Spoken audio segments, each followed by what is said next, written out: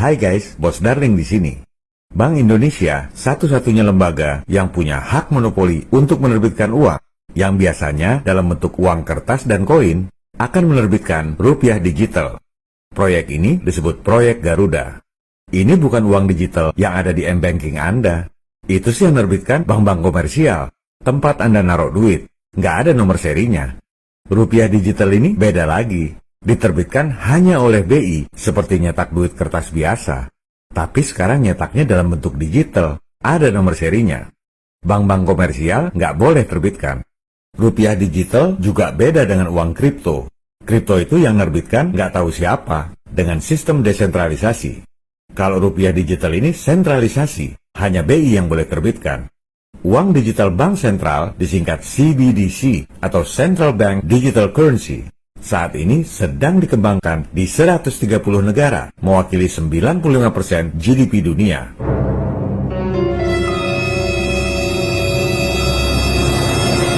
Seperti apa penerapannya? Udah deh, kita nggak usah kebanyakan teori. Langsung aja lihat prakteknya. Uang digital bank sentral ini sudah diterapkan di China.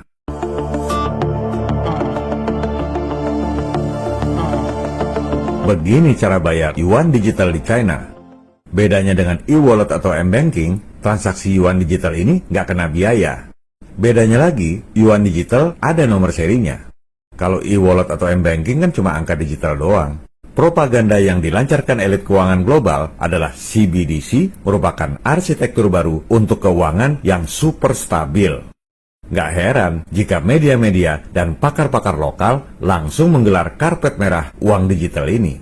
Karena dianggapnya badan super dunia seperti PBB, World Bank, dan IMF adalah orang-orang pinter, kaya, dan bekerja untuk kemaslahatan umat manusia di dunia. Ya seperti itulah yang diajarkan di sekolah, makanya jangan cuma pinter textbook. Padahal kalau mau berpikir sedikit aja lebih dalam, bahkan Wall Street yang sangat kapitalis pun protes. Uang digital ini bahaya untuk privasi rakyat.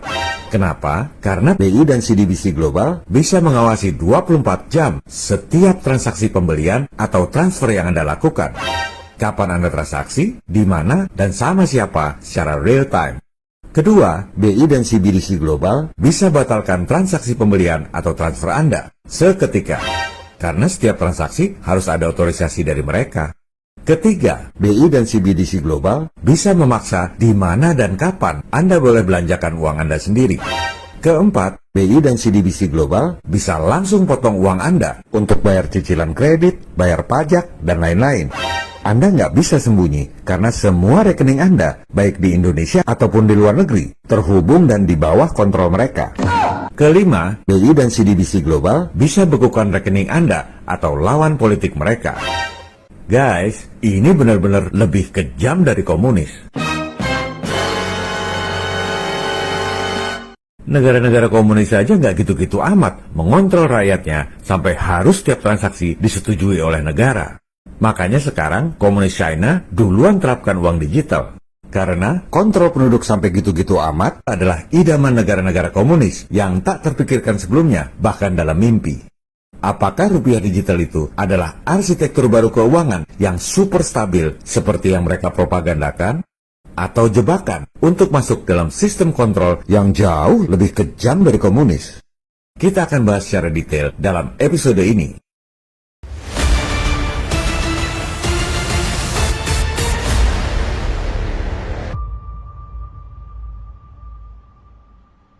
Dalam propaganda awal, penerapan uang digital selalu disebut seolah-olah cuma seperti produk baru biasa aja, canggih dan banyak manfaatnya. Uang tunai dan uang elektronik yang ada sekarang akan tetap berlaku, tak akan dihapus. Maka, setelah diberlakukannya rupiah digital, bank-bank komersial, e-wallet, fintech tetap berjalan seperti biasa, malah tambah canggih. Katanya, dengan berlakunya rupiah digital, penyaluran kredit untuk rakyat tidak terganggu. Sehingga, pastinya, penerapan rupiah digital ini akan sangat bagus untuk membuat ekonomi jadi super stabil. Hebat kan? Makanya semua media, semua pakar, semua pejabat mendukung rupiah digital ini. Memang hampir semua orang nggak sadar. Seperti segerombolan domba yang digiring menuju pejagalan. Mana mungkin domba sebanyak ini salah semua? Kamu parno ah? teori konspirasi. Karena mereka nggak punya akses untuk tahu informasi rencana-rencana elit global. Mari kita buktikan. Mereka bilang uang tunai dan uang elektronik nggak akan dihapus. Silakan lihat skenario IMF. Skenario nomor 1, uang digital akan menghapus uang tunai dan elektronik. Para pejabat kita ini belum sadar karena nggak pernah baca referensi dari elit global. Mereka bilang bank-bank komersial dan e-wallet akan jalan seperti biasa. Lihat tuh, skenario 1 Bank Sentral Eropa. Direct CDBC. Dari bank sentral langsung ke rakyat dan merchants. Aset bank sentral langsung melejit. Bank-bank komersial dan e-wallet siap-siap bangkrut. Kalau ditanya ke BI atau pemerintah, pasti dijawab, oh enggak, kita nggak ada rencana kayak gitu. Ya memang rupiah digital ini bukan rencana lokal. Para pejabat tinggal nurut aja apa yang diperintahkan oleh Dorotuan IMF, Fed, dan lain-lain.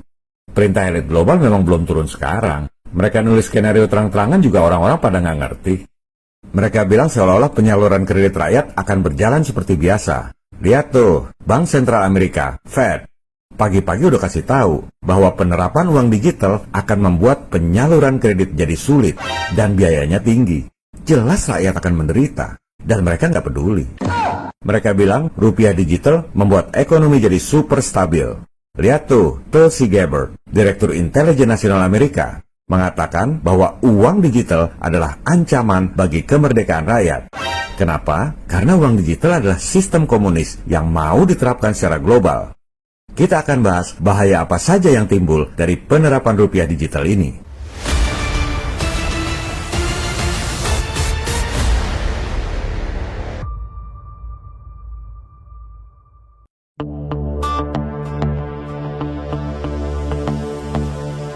Sistem distribusi uang saat ini, bank sentral menerbitkan uang kartal, yaitu uang kertas dan koin disebut M0. BI kemudian mendistribusikan ke bank-bank umum. Dari situ, bank menerbitkan uang giral, yaitu giro atau uang elektronik yang ada di M-Banking dan rekening Anda, disebut M1 dan M2. Baru kemudian didistribusikan ke masyarakat. Ini namanya sistem desentralisasi. BI hanya menerbitkan uang, tapi tidak mengontrol distribusi uang. Kalau misalnya, amit-amit, rekening bank Anda dihack, ya cuma di bank itu yang kena hack. Uang Anda di rekening bank yang lain, juga yang di e-wallet, e-money, nggak kena hack. Nah, rupiah digital ini sistemnya beda lagi. Sentralisasi di BI. Hanya BI yang bisa menerbitkan uang digital. BI yang terbitkan, BI juga yang distribusikan. Nggak perlu bank-bank umum lagi. Semua bisa lewat aplikasi. Persoalannya, kalau kena hack, semua uang Anda hilang. Nggak ada cadangan lagi. Ibarat naruh semua telur dalam satu keranjang. Akan jadi godaan yang sangat besar bagi para hackers di seluruh dunia. Bayangkan, Anda bisa hack ke satu sistem saja. Anda bisa menguasai uang 240 juta rakyat Indonesia, seluruh perusahaan swasta, seluruh BUMN, seluruh bank di Indonesia. Sekali Anda bisa hack, Anda punya duit 9.232 triliun rupiah. Ini jelas sangat menggoda. Jangan dikira yang namanya IT bank itu nggak bisa kena hack. Bank terbesar di Eropa kena hack. Bank terbesar di Amerika kena hack. 40% kartu kredit di Korea Selatan kena hack. Perkembangan terakhir, teknologi komputer kuantum ditambah AI terbukti bisa menjebol enkripsi perbankan dengan mudah. MAS, OJK Singapura, langsung peringatkan bank-bank di Singapura untuk hati-hati dengan teknologi baru ini. Bukan cuma hackers dari luar, tapi juga keamanan data Anda dari bank itu sendiri. Dengan sistem desentralisasi yang sekarang, kalau Anda utang pada satu bank, misalnya kredit motor, KTA, kartu kredit, atau utang korporasi, kalau Anda nggak bisa bayar, rekening Anda di bank tersebut diblokir, duit Anda disedot. Tapi Anda masih punya rekening di bank lain. Kalau sistemnya sudah sentralisasi, Anda nggak bisa bayar satu utang, semua uang Anda di rekening lain pun bisa diblokir dan ditarik duitnya untuk bayar utang Anda. Belum lagi soal pajak. BI bisa langsung potong duit Anda untuk bayar pajak. Mau? Dan ini semua belum yang terburuk.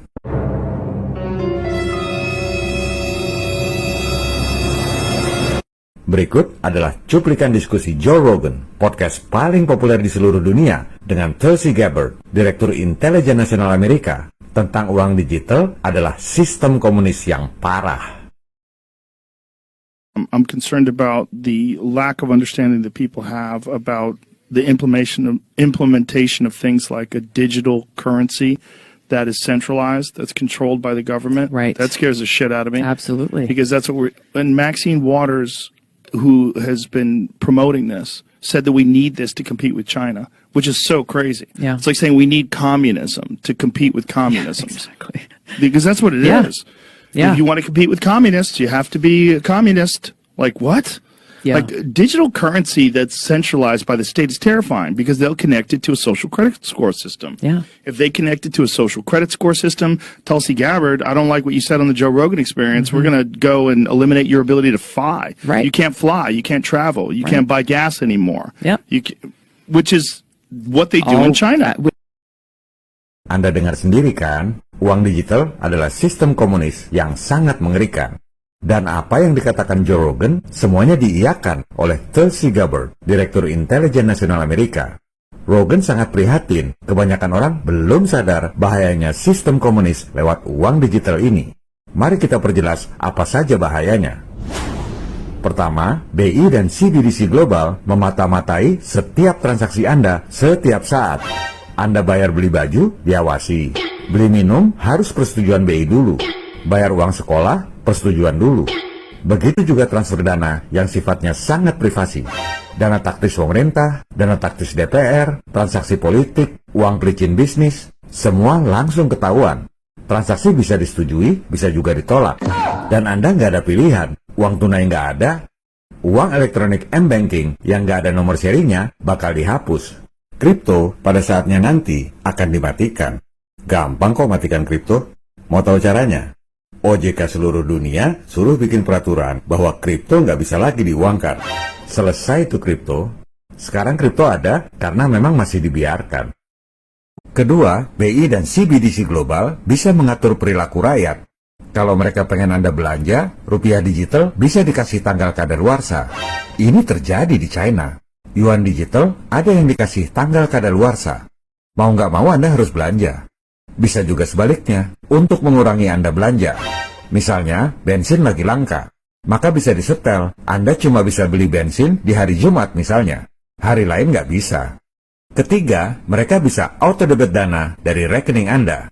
Semua dana simpanan, tabungan, deposito, giro, langsung terhubung dengan BI. Misalnya Anda nggak bayar cicilan kredit, langsung auto-debit dari rekening manapun yang Anda punya. Bayar denda, langsung auto-debit. Yang ngeri bayar pajak, langsung auto-debit sesuai perhitungan mereka sendiri. Kalau Anda komplain untuk minta pengembalian kelebihan bayar, susahnya setengah mati. Keempat, pembungkaman dengan blokir rekening. Seperti yang disampaikan Joe Rogan tadi, Anda komen di medsos, tampil di podcast, bikin artikel atau video yang isinya melawan kebijakan mereka, Anda bisa langsung dibatasi, nggak bisa bayar tiket perjalanan misalnya, atau bahkan pemblokiran rekening. Jangan dikira nggak bakal terjadi. Tahun 2022, Perdana Menteri Kanada membekukan ribuan rekening pendemo yang menuntut dibukanya lockdown. Dan yang lebih mengerikan, pengawasan uang Anda bukan cuma di rekening Indonesia, tapi juga rekening Anda di seluruh dunia.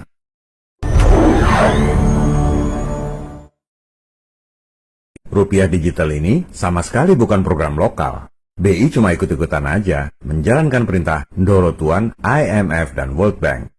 Rupiah digital hanyalah satu puzzle kecil dalam 130 negara yang sedang diperbudak oleh elit global. Bank of International Settlements bersama IMF dan World Bank sudah merancang platform untuk transaksi uang digital internasional. Memang itu tujuan mereka, memonopoli transfer uang di seluruh dunia, mengawasi setiap transaksi rakyat di seluruh dunia, mengontrol umat manusia di dunia lewat urat nadi transaksi keuangan sehari-hari. Itu adalah komunisme dalam arti yang sesungguhnya.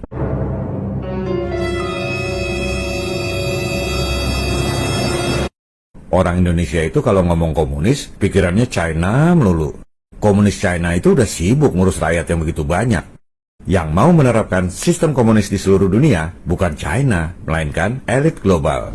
Nanti IQ Jongkok protes lagi. Mana mungkin negara-negara kapitalis menerapkan sistem komunis di seluruh dunia? Teori konspirasi. Teori ndasmu. Ini fakta konspirasi. Mari kita bahas bukti-bukti kredibel yang tak terbantahkan bahwa komunis itu diciptakan oleh kapitalis Illuminati.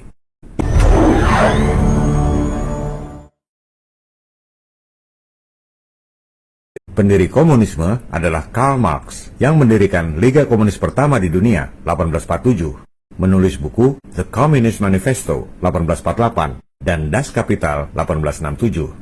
Orang-orang pikir Karl Marx ini orang Rusia atau orang Jerman, padahal bukan. Silakan Anda lihat situs silsilah yang kredibel genianet.org. Karl Marx adalah orang Yahudi. Nama aslinya Herschel Mordecai. Neneknya bernama Nanette Salomon Baron Cohen. Nenek Karl Marx ini punya sepupu bernama Hannah Baron Cohen. Nah, si Hannah ini adalah istri Nathan Rothschild yang bermarkas di London. Jadi, Karl Marx pendiri komunis itu adalah cucu dari sepupu istrinya Nathan Rothschild.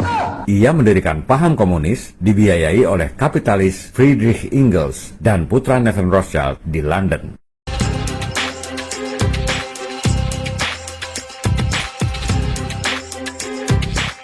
Itu adalah bukti genealogi.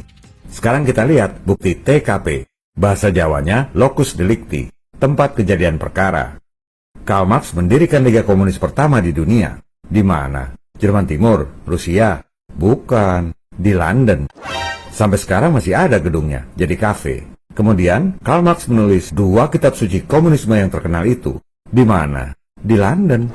Selama mendirikan komunisme, ia tinggal di London, markas Nathan Rothschild. Tempat dia tinggal masih ada sampai sekarang, dikasih plakat lagi. Ia mendirikan paham komunis itu dipandu oleh Friedrich Engels, agen Illuminati. Ini bukan rahasia, di Amazon aja ditulis, Engels adalah Freemason. Ajaran-ajaran komunis itu sebenarnya mengambil dari ideologi Illuminati. Akhirnya, Karl Marx wafat. Dikuburnya di mana? Di London, bos. Karl Marx itu seumur-umur nggak pernah nginjek negara-negara yang kemudian jadi komunis. Mestinya sekalian ditulis, komunis, made in London, founded by Illuminati.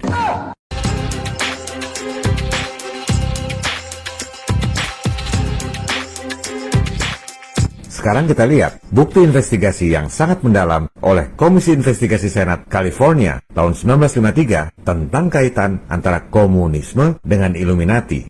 Ini adalah info yang sangat langka dan mahal. Hasil investigasi Senat mengatakan bahwa yang namanya komunisme modern itu persis seperti konspirasi untuk menghancurkan peradaban yang didirikan oleh Sekte Rahasia Illuminati tanggal 1 Mei 1776. Jelas kan? Memang konspirasi, tapi fakta konspirasi, bukan teori konspirasi.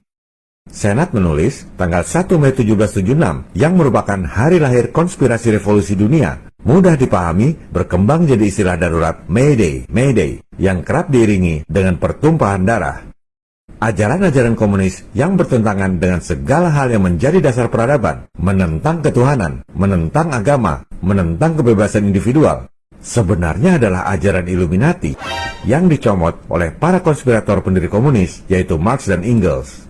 Selanjutnya ditulis, konspirator komunis merupakan bagian dari konspirasi rahasia yang sudah ada sejak 1 Mei 1776.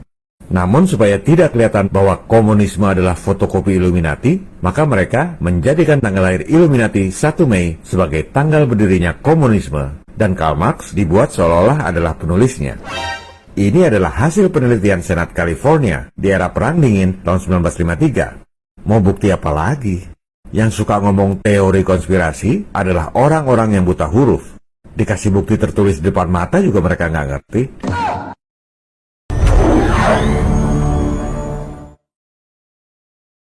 Jadi jangan heran kalau elit global yang bajunya kapitalis itu hatinya biang komunis. Rupiah digital adalah tiket menuju tirani komunisme global. Sebagian media mainstream yang dimiliki oleh elit global sudah mulai sadar. Seperti yang dikemukakan oleh Sky News. They can take the cash directly from your account. What if you go to a meeting for the wrong political cause? You could have all your money frozen, for example. Maybe you put something on social media that's deemed unacceptable. Well, it could be more than just your Facebook account that's stopped. A central bank digital currency is the ultimate tool of control. Forbes adalah salah satu media yang bisa dibilang paling elit. Chief editornya, Steve Forbes, sadar dan memperingatkan kita bahayanya uang digital bank sentral. The Federal Reserve is considering a digital dollar. The implications for privacy and freedom are frightening. CBDCs would give officials a powerful tool of control and manipulation. Digital cash systems would be a hacker's delight. The treasure trove of data governments would have on every aspect of your life would be breached. Congress should immediately hold hearings on the subject of central bank digital cash and ban the Fed from creating a digital dollar. Government digital cash is a formula for tyranny. Segera sebarkan video ini ke teman-teman wartawan dan Pemret. Jangan mentang-mentang teknologi baru dibikin oleh elit keuangan global, langsung memuja-muja setinggi langit tanpa sadar akibatnya apa. Semoga awak media segera sadar dan membela rakyat Indonesia.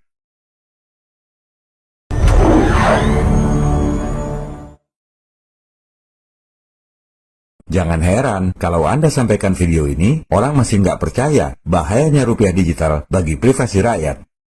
Terus bilangnya parno, teori konspirasi. Itu karena mereka nggak punya akses informasi dapur elit global. Coba lihat rencana IMF dalam penerapan uang digital. Menurut IMF, sang perancang, uang digital itu akan merekam dan menyimpan jejak digital. Misalnya Anda transaksi beli Aqua. Langsung ketahuan kekayaan Anda berapa, pernah transaksi di mana aja, demografi karakteristik penduduknya gimana, pola perilaku Anda seperti apa, suka beli apa, suka jajan apa, suka transfer ke siapa, dan lain-lain. Satu kali gesrek, langsung ketahuan semua data Anda seumur hidup. Propaganda BI seolah-olah rupiah digital sudah memenuhi kriteria privasi. Sementara IMF bilang teknologi tak bisa jamin privasi. Bahkan transaksi anonimus pun bisa diidentifikasi kembali sehingga ketahuan data aslinya. IMF ini bandit, bankster, tapi masih lebih jujur cerita masalah ketimbang BI. Elit lokal ini memang lebih parah dari elit global. IMF bahkan menjelaskan ketika Anda melakukan transaksi beli es cendol misalnya, langsung ketahuan si pembeli namanya siapa, alamatnya di mana, nomor KTP berapa. Walaupun Anda pakai nama samaran atau pseudonym, tetap terlacak nama asli Anda siapa. Begitu juga si penjual, langsung ketahuan semuanya. Ditambah invoice nomor berapa, tujuan pembayaran buat apa, nama toko penjualnya apa, lokasi di mana, dan lain-lain. Satu transaksi aja, baik si penjual maupun pembeli, dua-duanya langsung ditelanjangi. Anda nggak bisa bayar tunai atau dengan kripto. Nantinya nggak ada semua itu. Itu adalah skenario 1 IMF. Anda nggak punya pilihan. Inilah tirani komunisme global. Jadi nggak perlu audit BPK atau KPK. Aliran dana Danantara misalnya, langsung ketahuan oleh elit global. Kasus suap Hasto misalnya, nggak perlu persidangan lagi. Langsung ketahuan aliran dananya, benar atau tidak. Begitu juga kasus-kasus korupsi yang menimpa para anggota DPR dan yang menimpa para hakim. Silakan sebarkan video ini kepada pemerintah dan para wakil rakyat supaya sadar bahayanya rupiah digital ini. Masih menurut IMF, uang digital dapat digunakan untuk penegakan hukum. Kalau Anda dianggap melanggar hukum, Anda langsung ditangkap, pengadilan belakangan. Dan yang lebih mengerikan lagi, Anda nggak bisa sembunyi di luar negeri. Semua rekening, semua transaksi dikontrol oleh elit global. Begitu Presiden Prabowo bela Palestina misalnya, atau masuk BRICS, bisa dihambat semua transaksi perdagangan Indonesia. Bahkan bisa dibekukan rekening-rekeningnya. Rupiah digital ini adalah masalah kedaulatan negara melawan komunisme global yang diterapkan oleh elit keuangan dunia.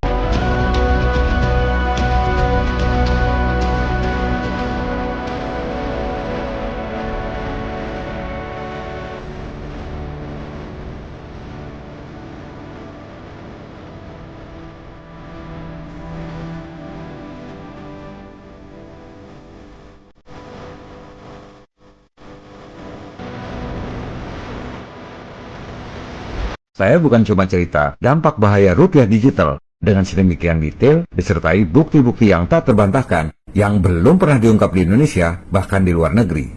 Melainkan saya sampaikan juga solusinya, yaitu regulasi untuk menolak rupiah digital seperti yang dilakukan oleh masyarakat yang sadar di negara-negara maju. Video ini bukanlah video hiburan sekedar untuk pengetahuan. Video ini dibuat untuk membangkitkan kesadaran dan berjuang bersama melawan kezaliman global. Konsisten dari sejak episode 1 dulu. Oleh sebab itu, jangan hanya menonton saja, Sebarkan link video ini ke pemerintah dan DPR untuk membuat regulasi penolakan penerapan rupiah digital. Mari kita berjuang bersama melawan tipu daya segelintir elit yang hendak memperbudak seluruh umat manusia lain di dunia. Sebagaimana dikatakan dalam Al-Quran, Tuhan tidak akan mengubah nasib suatu kaum sebelum mereka mengubah keadaan mereka sendiri. Dan sebagaimana yang dikatakan dalam Alkitab, lihat, aku mengutus kamu seperti domba ke tengah-tengah serigala. Sebab itu, hendaklah kamu cerdik seperti ular dan tulus seperti merpati. Viva Republik Indonesia. Salam People Power.